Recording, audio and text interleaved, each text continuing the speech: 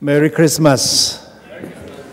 성탄의 은혜가 모든 분들에게 함께 하기를 바랍니다. 24일 저녁에도 캐롤 나잇으로 모이겠고, 또 25일에도 우리 특별히 이번에는 알링턴 지방 감리사이신 캐티 에벗 목사님 모셔서 말씀 주시면서 예배를 또 드리겠지만, 오늘 성탄 축하 예배로 강림절 네 번째 주일이면서 동시에 성탄 축하 예배로 모입니다.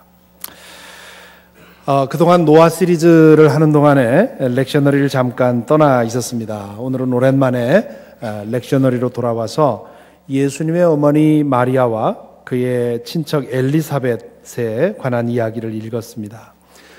예수님의 탄생 이야기는 4개의 복음서 중에 마태복음과 누가복음에만 기록이 되어 있습니다. 이미 읽고 그것을 눈치채신 분도 있겠습니다만은, 마태복음은 주로 이 요셉을 중심으로 해서 이야기가 전개가 되고 있고요.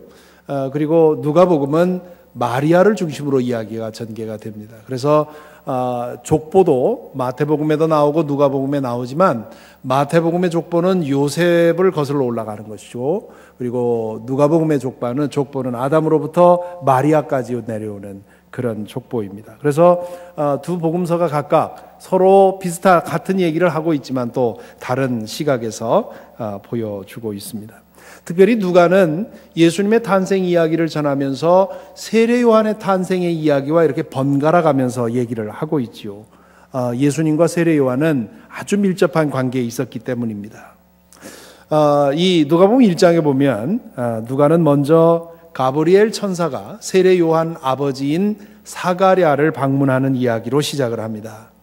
예수님 당시에 그 유대 제사장들은 수천 명이 있었습니다. 그래서 그 성전에서 일하는 것을 1년에 한 2차례 정도 순번을 정해서 그 1년에 한 2차례 정도 예루살렘 성전에 와서 자기 임무를 하고, 나머지 시간은 자기 직업을 갖고 자기 고향에서 살았지요. 물론 이제 성전에 항상 상주하는 그런 제사장들도 있었습니다만은, 그래서 대부분 제사장들은 상당히 가난하게 살았습니다. 이 사가랴는 유대 산골에 사는 그런 가난한 제사장 중에 하나였지요. 그런데 그 사람이 어느 해에 이제 순번을 따라서 이 성전에서 일하는 그런 주관이 되어서 예루살렘에 올라왔습니다. 성전에서 하는 일이 수백 가지지요. 그래서 그 제사장들이 그것을 서로 나누어서 담당하게 되는데, 이제 자기의 소임을 다할 때 제사장으로서 꼭 하고 싶은 일들이 있었습니다. 그 중에 하나가 이 성소에서 분향하는 일, 그 향을 피우는 이런 일이죠. 왜냐하면 성소는 특별히 하나님의 임재가 강한 곳이라고 믿었기 때문에, 그 많은 사람 중에 그것을 담당하는 것은 그건 평생에 한 번도 차례가 올까 말까인데, 제비를 뽑아서 그 해에 일을 하게 된 것입니다. 그래서 사가랴가 내가 이 나이 되도록 한 번도 못한 이 일이 나에게 주어졌으니 뭔가 하나님의 은혜가 있겠구나 하는 그런 기대감을 가졌겠지요. 아니나 다를까 이 성소에서 분향을 하는데 천사 가브리엘이 사가랴에게 나타납니다. 그리고는 아들이 태어날 것이라고 하는 그런 기별을 해줍니다. 사가랴는 이 소식을 믿을 수가 없었습니다. 지금 사가랴도 그렇고 그의 아내 엘리사벳도 그렇고 아기를 낳는 것이 이제 불가능한 그런 나이가 되었기 때문이지요. 그래서 그런 일이 있을 수가 없습니다 하고 천사에게 말을 하지요. 그러자 천사가 아이가 태어날 때까지 내가 말을 못하게 될 거다, 그게 증거다, 그렇게 얘기를 해줍니다. 그 말이 끝나자마자 사가랴는 아무리 입을 열어 노력을 해도 말이 나오질 않았습니다. 그로 인해서 이 천사의 말이 진실이구나 하고 받아들이게 되었죠. 그런 다음에 누가는 카메라의 앵글을 이 유대 산골에서 갈릴리 나사렛으로 카메라의 앵글을 돌립니다. 6개월쯤 후에 천사가 나사렛에 사는 처녀 마리아에게 나타나지요. 이 마리아는 지금 이 요셉이라는 사람과 정혼한 상태입니다. 정혼이라고 하는 건 오늘 우리식으로 하면 약혼인데요, 유대 풍습에서 약혼은 잠자리는 허용되지 않지만 남편에게 모든 권한을 인정해주는 그런 상태였습니다. 천사는 믿을 수도 없고 받아들일 수도 없는 소식을 마리아에게 전해줍니다. 30절부터 33절에 보면 이러지요. 두려워하지 말아라 마리아야, 그대는 하나님의 은혜를 입었다. 보아라, 그대가 잉태하여 아들을 낳을 터이니 그의 이름을 예수라고 하여라. 그는 위대하게 되고 더없이 높으신 분의 아들이라고 불릴 것이다. 주 하나님께서 그에게 그의 조상 다윗의 왕위를 주실 것이다. 그는 영원히 야곱의 집을 다스리고 그의 나라는 무궁할 것이다. 메시아가 내 몸을 통해서 태어난다. 이것은요, 생각만 해도 그 놀라운 그런 일입니다. 예수님 당시에 대부분의 유대인 여성들은 이런 꿈을 꾸었습니다. 내 몸에서 우리가 기다리는 그 메시아가 나에게서 태어나면 얼마나 좋을까, 그런 생각을 하고 살았지요. 하지만 그러한 놀라운 소식을 들은 마리아의 귀에 이 소식이 들릴 리가 없습니다. 마리아는 자기의 귀를 의심하면서 혼란스러워서 어쩔 줄을 몰라 했을 것이지요. 도대체 이 사태를 요셉에게 어떻게 설명한답니까? 설명한다고 요셉이 믿겠습니까? 만일 요셉이 이 일을 발설한다면 자신은 죽은 것이나 마찬가지입니다. 신명기 22장 21절에 의하면 결혼 전에 다른 남자와 동침한 것, 잠자리를 같이 한 것이 밝혀지면 돌로 쳐 죽이라고 했습니다. 물론 그 율법대로 돌로 쳐 죽이는 일은 많지는 않았습니다. 그 정도로 그냥 사람 죽이는 일을 그렇게 율법대로 행하는 일이 자주 있었겠습니까? 그렇지만 어쨌든 그 사실이 밝혀지면 그 사회에서는 완전히 매장되는 것이지요. 이런 생각으로 마리아의 마음은 복잡했을 것입니다. 그러니 천사의 말이 그게 귀에 들어올 리가 없고 그 사실로 인해서 가슴 벅찰 리가 없는 거죠. 마리아가 천사에게 이렇게 말을 하지요. 그런 일이 나에게 있을 수가 없습니다. 나는 남자와 잠자리 한 번도 해본 적이 없습니다. 얘기하지요. 그러자 천사가 이렇게 대답합니다. 성령이 그대에게 임하시고 더없이 높으신 분의 능력이 그대를 감싸줄 것이다. 그러므로 태어날 아기는 거룩한 분이요 하나님의 아들이라고 불릴 것이다. 보아라, 그대의 친척 엘리사벳도 늙어서 임신하였다. 임신하지 못하는 여자라 불리던 그가 임신한 지 벌써 6달이 되었다. 하나님께는 불가능한 일이 없다. 이 말에 마리아는 설득을 당하는 것 같습니다. 왜냐하면 얼마의 시간이 지났는지 모르지만 천사가 이 말을 한 다음에 마리아는 이렇게 대답을 하지요. 보십시오, 나는 주님의 여종입니다. 당신의 말씀대로 나에게 이루어지기를 바랍니다. 오늘 읽은 말씀은 바로 천사가 이 일을 하고 마리아를 떠나고 난 후에 일어난 일입니다. 39절, 40절에 보면 이렇게 되어 있지요. 그 무렵이라는 말은 천사가 마리아를 방문했을 그 무렵을 말하는 겁니다. 그 무렵에 마리아가 일어나 서둘러 유대 산골에 있는 한 동네로 가서 사가랴의 집에 들어가 엘리사벳에게 문안하였다. 여기 서둘러라는 말을 주목하시기 바랍니다. 천사가 떠난 후 마리아가 지체하지 않고 엘리사벳의 집으로 갔다는 얘기지요. 왜 그렇게 서둘렀을까요? 천사가 말한 대로 엘리사벳이 임신했나 안 했나 확인하러 갔을까요? 마리아는 이미 천사 앞에서 그 모든 것을 받아들였습니다. 사가랴랑 달랐지요. 그러니까 엘리사벳이 임신했는지 안 했는지 확인할 이유가 없었습니다.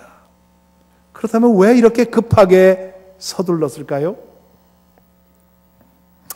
천사가 떠나고 홀로 덩그러니 남겨진 마리아의 입장을 한번 상상해 보시기 바랍니다. 마리아를 성인으로 추앙하는 천주교인들은 이 점에서 상상력이 잘 작동이 안 될 겁니다. 왜냐하면 한 인간으로서의 마리아가 잘 상상이 안 되기 때문이지요. 당시 유대 결혼 풍습에 의하면 이 당시의 마리아의 나이가 그냥 마리아가 일반적인 풍습에 따라 약혼을 한 것이라면 12살에서 15살 정도의 소녀입니다. 물론 옛날에는 그 정도의 나이만 돼도 정신적으로 성숙한 상태이지만 여전히 연약한 소녀입니다. 그 어린 소녀가 홀로서는 감당할 수 없는 놀라운 충격적인 소식을 듣고는 홀로 남겨진 것입니다. 그 소식은 너무도 엄청난 것이어서 마음에 담고 홀로 있을 수가 없었습니다. 누군가를 찾아가 마음을 쏟아놓고 자신의 두려움과 염려를 내려놓아야 합니다. 마리아는 자신에게 가슴과 귀를 열어줄 만한 사람이 필요했습니다. 그런데 아무리 생각해 보아도 자기 곁에 그럴 사람이 없는 겁니다. 완고한 아버지가 이 사실을 알았다가는 그 자초지종을 알아볼 생각도 하지 않고 큰 사단을 만들었을 것이고, 어머니도 이 정도까지는 어머니도 받아줄지 못할 것 같습니다. 그렇다고 요셉을 찾아가서 그 얘기를 하겠습니까? 여러분도 이런 지경을 당해 보셨는지 모르겠습니다. 하늘과 땅 어디에도 찾아가 마음을 쏟아놓을 사람이 없는 그런 막막한 지경 말입니다. 답답해서 마음이 터질 것 같은데 그 마음 털어놓고 말해줄 사람 하나 없는 그런 상태 말입니다. 홀로 품고는 살 수 없는 그런 큰 일을 당했는데 홀로 있기에는 너무도 두렵고 떨리는데 찾아가 기댈 사람이 없는 것이지요. 자신이 속에 있는 이야기를 해놓아도 그것 때문에 자신을 판단하지도 정죄하지도 다른 사람에게 가십거리를 만들어서 퍼뜨리지도 않으면서 깨어진 자신을 있는 그대로 품어주고 자신이 쏟아내는 오물을 다 빨아들일 만한 그런 사람이 필요한데 하늘 아래 땅 위에 아무리 생각해도 없는 겁니다. 고립무원이라는 말이 있지요. 홀로 남겨졌는데 아무런 도움이 없다, 그런 얘기지요. 마리아가 딱 그런 상태에 있었습니다. 한참을 그렇게 두려워 떠는데 마리아에게 생각나는 얼굴이 하나 있습니다. 언젠가 가족의 큰 잔치가 있을 때 유대에 사는 제사장 친척이 온다고 해서 마리아는 설레는 마음으로 우리 가문에도 우리 가정에도 제사장이 있구나 하는 마음을 가지고 기다렸을 것입니다. 그 제사장 부부가 왔을 때 마리아는 아주 유심히 그들을 바라보았겠지요. 이 제사장 사가랴보다 마리아에게 이 엘리사벳이 더 마음속에 크게 다가왔습니다. 그의 얼굴에는 넉넉한 미소가 피어 있었고 따뜻한 품이 느껴졌고요. 그리고 뭔가 알 수 없는 경건한 분위기가 그 여인에게서 보이는 겁니다. 마리아가 엘리사벳의 얼굴을 생각하자마자 그의 마음속에 그런 생각이 드는 겁니다. 그래, 그분이라면 내 말을 들어줄 거야. 그분이라면 내 말을 믿어줄 거야. 말을 끊고 나를 정죄하고 단정하고 그러지 않고 내가 하는 말을 다 알아들어주고 그리고는 그 사정을 알아주고 들어줄 거야. 그리고 나를 품어줄 거야. 그분에게는 나의 이 염려와 두려움을 다 내려놓을 수 있을 거야. 그런 생각이 들자 마리아는 만리를 제쳐놓고 서둘러서 엘리사벳에게 가는 거지요. 여러분, 지금 마리아에게는 이것이 제일 중요한 일인데요. 그 제일 중요한 일을 해줄 만한 사람이 생각이 났는데 다른 거 생각할 겨를이 어디 있겠습니까? 내 마음을 털어놓고 이 속에 두려워 죽을 지경인 이 문제를 내려놓을 사람이 생겼는데 다른 것이 무엇이 더 급한 일이 있겠습니까? 어린 소녀가 나사렛에서 유대 산골까지 가는 건 그건 아주 긴 여행이고 험한 길입니다. 그 길을 단숨에 달려갔다는 얘기죠. 마리아가 예상한 대로였습니다. 엘리사벳은 마치 기다리기라도 했던 것처럼 마리아를 따뜻하게 반겨주었고 그리고 넉넉한 품이 되어주었습니다. 1장 56절에 보니까 마리아가 엘리사벳의 집에 석 달쯤 머물러 있었다, 그렇게 얘기를 하지요. 엘리사벳의 그 따뜻하고 너른 품 안에서 마리아는 충분한 휴식과 충전을 하고 집으로 돌아간 것입니다. 생각해 보니까 엘리사벳의 남편 사가랴가 말을 못하게 된 것은 물론 천사의 말을 믿지 않았기 때문에 그 증거로 주신 그런 징표이지만 이 마리아의 방문을 위해서 준비한 거 아닌가 그런 생각이 듭니다. 만약 사가랴가 말을 하는 상태에 있었다면 엘리사벳이 이 마리아의 얘기가 남편의 귀에 들어가지 않게 하려고 얼마나 노심초사했겠습니까? 제사장인 남편은 율법밖에는 모르는 사람이었을 가능성이 큽니다. 제사장 사가랴가 마리아의 이야기를 들었다면 이거 율법대로 처리해야 된다고 빅딜을 만들었을지 모릅니다. 다행히 사가랴는 마리아에게 일어난 일들을 알았다 해도 아무 소리 할 수 없었습니다. 그러니 엘리사벳과 마리아가 듣든 말든 마음 놓고 울고 불고 수다를 떨으면서 3개월을 지난 거 아니겠습니까? 마리아를 맞아들이면서 엘리사벳이 이렇게 축복하지요. 그대는 여자들 가운데서 복을 받았고 그대의 태중의 아이도 복을 받았습니다. 앞에서도 말씀드렸지만 당시의 유대인 여성들은 지금도 사실은 아직 유대 교인들은 메시아가 오지 않았다고 믿기 때문에 지금도 그렇게 기대하는 사람들이 있겠지요. 그러나 예수님 당시엔 더 많은 사람들이 내 태를 통해서 내 몸을 통해서 메시아가 나왔으면 얼마나 좋을까 기대했었습니다. 그 놀라운 일이 마리아에게 이루어졌으니 그러니 마리아는 여성들 가운데서 가장 큰 복을 받은 사람이지요. 그리고 마리아의 태에 있는 그 아이도 역시 복을 받은 사람입니다. 그런데 그 복이 이제 시작이 되었는데 그 복이 완성되는 그날까지 그 복을 품어주올 가슴이 필요했습니다. 엘리사벳이 그 복을 품어주는 가슴이 되었습니다. 마리아는 엘리사벳의 넉넉하고 따뜻한 품이 아니었다면, 그 안에서 충분히 회복되지 않았더라면 이 위기를 견뎌내지 못했을지도 모릅니다. 그에게 주어졌던 복이 완성도 되기 전에 깨어져 버릴 수 있었던 것이지요. 엘리사벳이 마리아에게 있었던 것은 엘리사벳의 큰 복이라고 할 수 있지요. 그 일 이후에 마리아가 어떤 일을 겪었는지에 대해서는 복음서에 기록되어 있지 않기 때문에 알 수가 없습니다. 하지만 마리아는 이제 어떤 일을 만나도 두려움 없이 대할 수 있는 그런 내면을 가지고 고향으로 돌아가게 되지요. 이런 과정을 통해서 마리아에게도 엘리사벳과 같이 그렇게 따뜻하고 너른 품이 만들어진 것을 우리는 알 수가 있습니다. 따뜻하고 너른 품은 그 마음이 깨지고 나야만 만들어질 수 있습니다. 나 자신 깨지지 않기 위해서 철저히 보호하고 살면 그 마음은 차갑고 딱딱하고 냉랭한 마음이 되어버립니다. 내 마음이 깨어졌을 때 그것을 품어줄 수 있는 따뜻하고 너른 품을 만나 그것이 회복이 되고 나면 내 안에도 그런 마음이 생겨나는 것이지요. 마리아에 관해서 복음서에 기록된 내용이 많지 않습니다.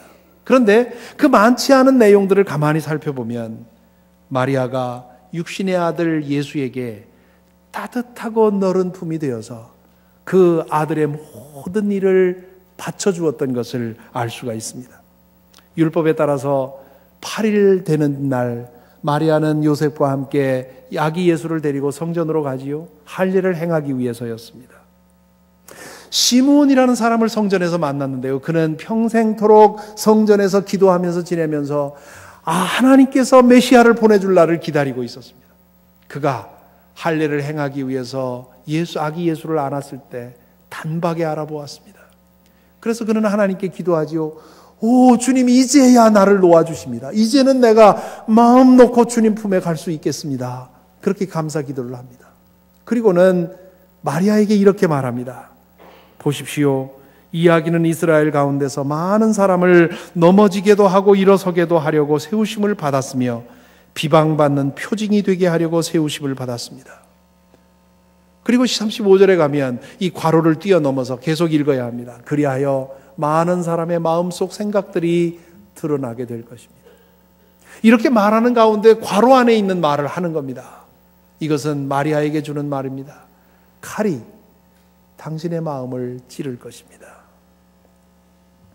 시므온은 영적인 눈으로 그 아이에게 일어날 미래를 바라본 것입니다.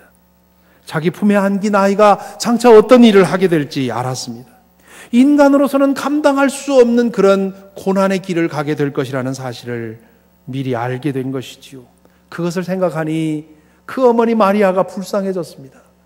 사람의 눈을 가지고, 사람의 마음을 가지고 그 고난의 길을 걷는 아들을 지켜본다는 것이 이게 보통 힘든 일이 아니기 때문에 그렇죠.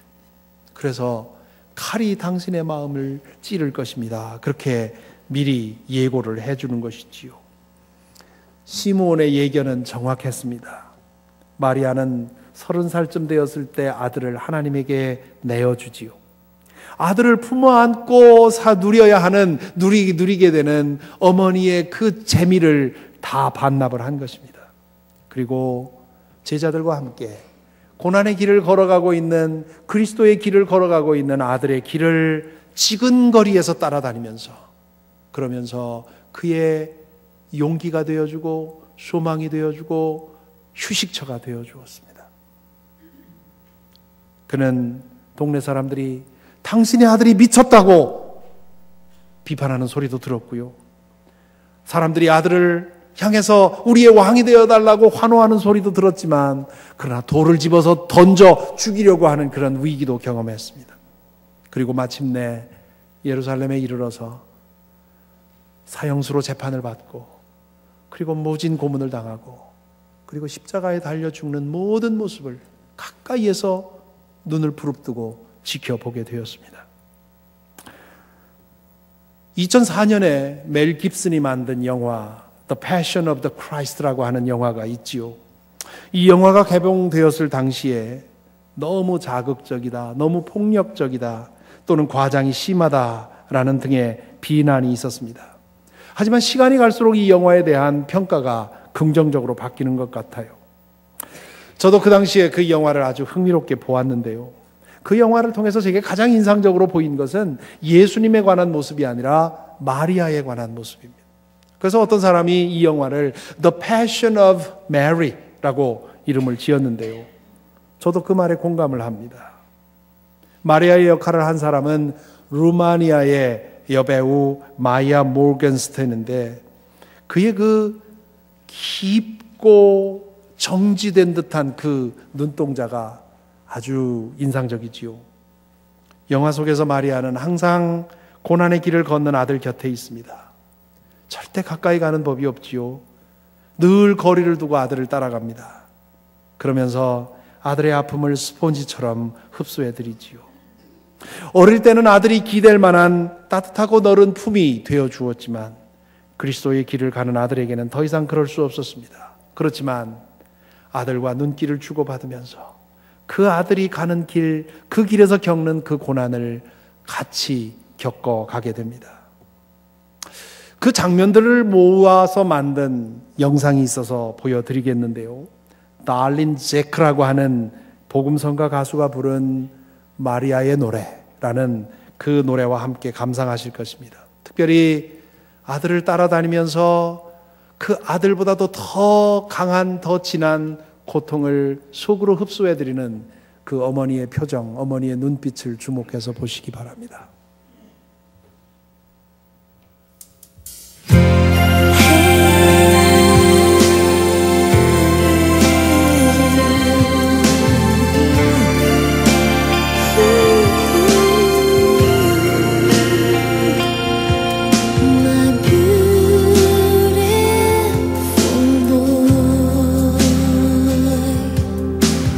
Holding this, I see.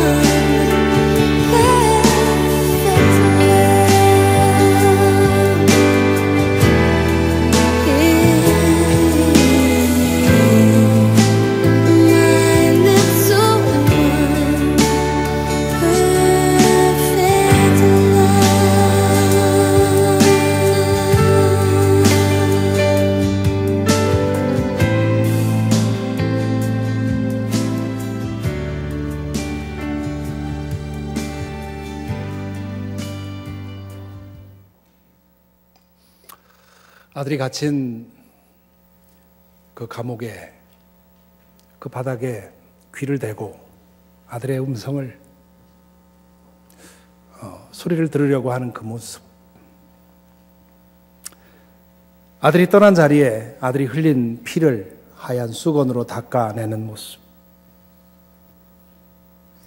십자가 달려 죽는 그 모습을 보면서 모래자갈을 양손에 가득 움켜쥐고 떠는 모습,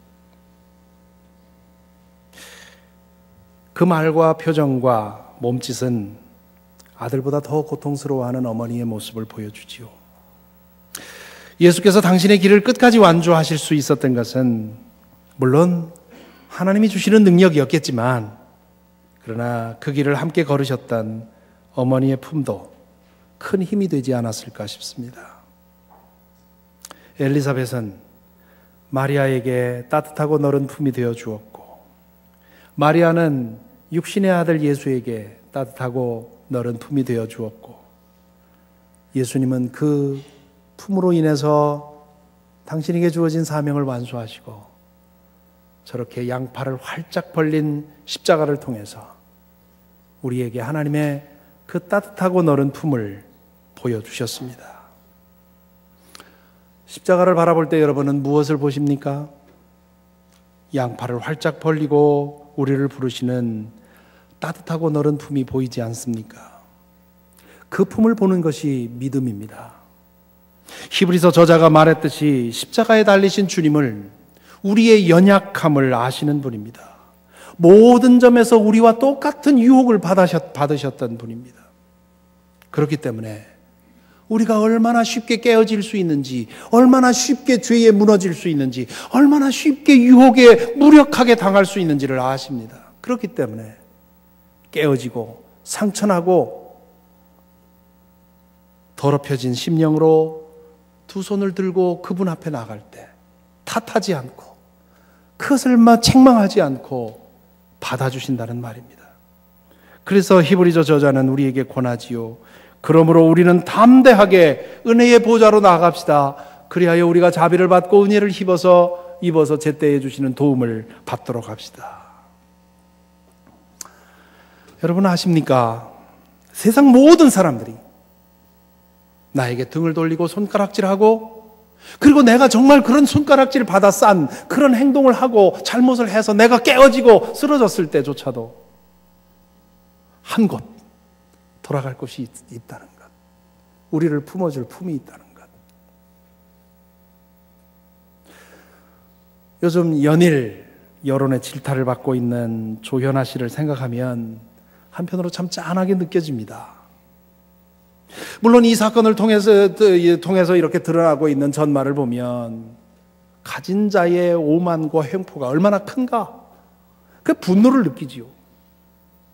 그렇지만 동시에 저 사람 저러다가 선택해서는 안 될 길을 가는 거 아닌가, 그런 생각이 들 정도로 세상 어디에도 피할 길이 없는 그런 지경으로 몰리고 있는 것처럼 보여서 안타깝습니다. 만일 그 사람이 십자가의 은혜를 아는 사람이었다면 얼마나 다행일까. 십자가의 품에 쓰러지고 무너지고 깨어져서, 그래서 그 모든 것들을 쏟아놓고 그리고 십자가에 의해서 다시 지어진다면 그는 이번에 온 국민에게 충격을 준 것보다 더 큰 그런 새로운 놀라운 소식을 전해줄 수 있는 그런 사람으로 다시 지어질 수 있기 때문입니다. 그렇습니다. 십자가는 언제든지 어떤 상황에서든지 우리가 돌아가 안길 수 있는 영원한 품입니다. 우리 자신의 상태를 생각하면 감히 그럴 수 없지만 십자가에서 당신의 모든 것을 내어주신 주님, 그리고 우리의 연약함과 우리의 죄성과 우리의 유혹 앞에서의 우리의 부족함을 다 아시는 그분인 것을 생각하면 우리는 담대하게 그분에게 나아갈 수 있습니다. 마리아가 엘리사벳을 생각하고 서둘러 간 것처럼 우리도 주님의 은혜를 생각한다면 그런 지경을 당할 때마다 서둘러 십자가 앞으로 나아갈 수 있게 되는 것입니다. 그리고 그 품 안에 머물러 있을 때 우리가 그 은혜로 새로 지어지는 것이지요. 그 품에서 자비를 받고 은혜를 입은 사람은 우리도 역시 다른 사람에게 따뜻하고 너른 품이 되어 줄 수 있습니다. 엘리사벳이 마리아에게 그랬던 것처럼, 마리아가 예수님에게 그랬던 것처럼, 그리고 예수께서 모든 인류에게 그러셨던 것처럼 우리도 누군가가 기댈 등이 되어주고 누군가가 파고들 만한 품이 되어 주기를 소망하게 됩니다. 이것은 우리의 기질과 우리의 성품으로는 안 됩니다. 어디까지는 되겠지요. 얼마는 할 수 있습니다. 그러나 우리의 성품으로 하는 것이 아닙니다. 우리가 십자가를 품고 그 십자가 안에서 깨어지고 무너지는 경험을 해서 우리의 마음이 그렇게 깨어지고 다시 지어지기를 반복하면 우리 안에 십자가가 만들어지고요. 그리고 그 십자가를 보는 이들마다 주님의 품을 느끼게 되는 것이지요. 사랑하는 성도 여러분, 만일 여러분이 마리아가 당한 것과 같은 그런 상황에 처한다면 서둘러 달려가 안길 품이 여러분에게 있습니까? 십자가의 품을 찾아서 회복해야 되겠지만, 그러나 우리는 육신을 가진 인간이기에 내 살을 맞대며 비벼줄 만한 다른 사람의 살이 필요합니다. 다른 사람의 온기가 필요한 육신적인 존재들입니다. 그게 인간입니다. 그런 사람이 여러분에게 있습니까? 그것이 부모님이든 그것이 배우자이든 아니면 친구든 교우이든 그런 사람 한 사람 있다면 정말 그 사람은 복받은 사람입니다. 아무리 생각해 보아도 그런 사람 없다면, 그렇다면 부디 그래도 괜찮다고 생각하지 마시기 바랍니다. 나 혼자서도 능히 할 수 있다고 생각하지 마시기 바랍니다. 그런 일 나한테는 일어나지 않을 거라고 장담도 하지 마시기 바랍니다. 인생의 곤고한 날은 누구에게나 올 수 있고요. 그날이 되면 슬피 울며 이를 갈미 있을 것입니다. 서둘러 그 사람을 얻어야 합니다. 어떻게 하면 그런 사람을 얻을 수 있을까요? 내가 먼저 누군가에게 그런 사람 되어줄 수 있도록 힘쓰는 것입니다. 여러분이 아는 사람 중에 한 사람이라도 마리아와 같은 일을 당했을 때 여러분을 생각할 것 같습니까? 여러분을 만나기 위해서 서둘러 달려올 사람이 한 사람이라도 있을 것 같습니까? 이 질문 앞에서 부모된 사람들이라면 진지하게 스스로에게 물어보아야 할 것입니다. 내 아이가 무슨 일로든 이 세상에 홀로 내버려진 것 같은 모든 사람에게 정죄받고 심판받는 듯한 그런 상황에 처했을 때 그 아이가 과연 아버지의 품, 엄마의 품을 생각하고 돌아올 수 있을까? 우리 페어팩스에서 아이들 기르는 거 참 쉽지 않습니다. 잘못하면 아이를 기르는 양육하는 과정에서 잘못된 것, 엉뚱한 것을 위해서 쏟아버릴 수 있습니다. 내가 아이를 제대로 기르고 있는가 아닌가를 판단하는 기준은 아이들의 SAT 성적이 아닙니다. 아이들의 학교의 레벨이 아닙니다. 세상에 홀로 버려질 때 과연 엄마나 아빠 중에 한 사람 생각할 것인가? 세상 사람들이 다 정죄한다고 등을 돌리는 것 같을 때 나를 찾아와서 자신을 내려놓고 무너질 수 있을까?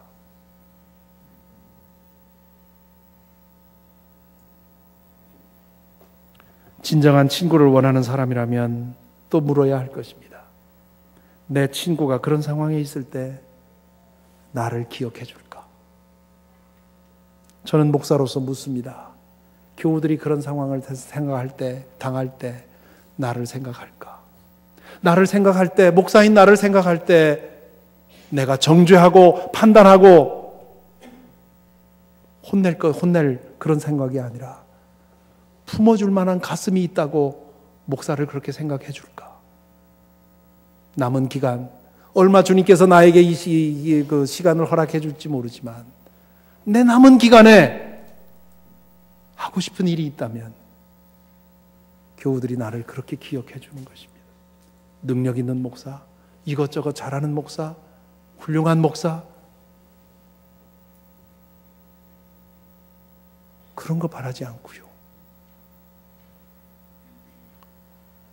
따뜻하고 너른 가슴이 있는 목사였다고 하는 그 얘기 듣는다면 제가 이 교회에서 섬긴 모든 일들 다 용서될 수 있고 또한 잘했다 칭찬받을 수 있으리라고 믿습니다. 진정한 교회를 원하는 사람이라면 진지하게 물어야 할 것입니다. 내가 이 교회를 통해서 만난 사람들 가운데 과연 나를 그렇게 기억해 줄 사람이 있을까?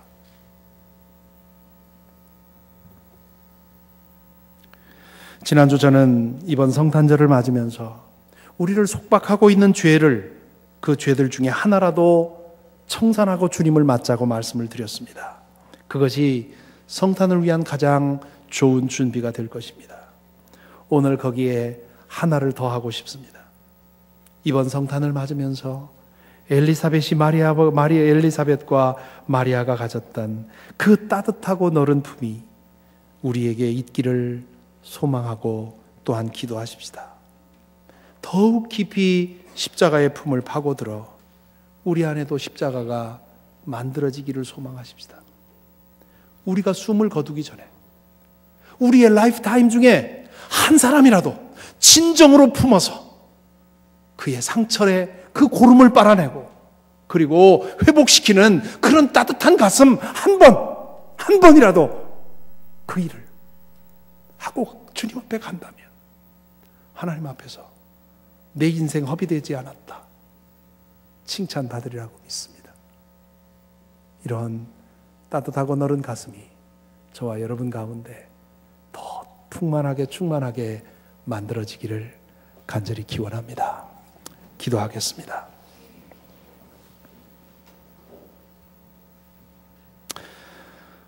묵상하십시다. 묵상으로 기도하실 때 주님, 나에게 이 마음 주옵소서. 나에게 이 마음 주옵소서.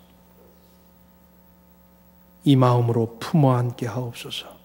더 많은 영혼 품어 안는 그런 큰 마음, 따뜻한 마음 주옵소서. 기도하십시다.